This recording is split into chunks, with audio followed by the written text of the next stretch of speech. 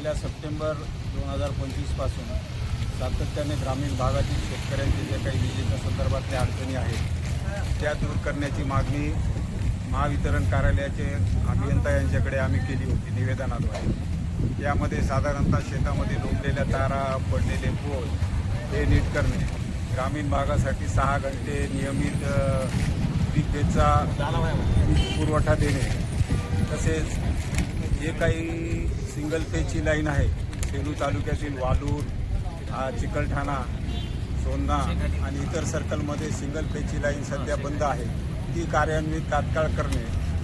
एक हातनूरचं फीडर आहे AG feeder ते चालू करणे।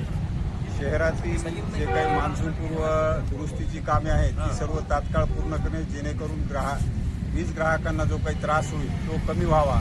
या हिशोबाने 25 सप्टेंबर त्याच्यानंतर मार्च 2023ला 6व्या महिन्यात एकदा निवेदन या कार्यालयाला दिलेलं आहे, परंतु अद्यापमध्ये त्या काय फारशी सुधारणा अशी या कार्यालयातर्फे करण्यात आलेली नाही।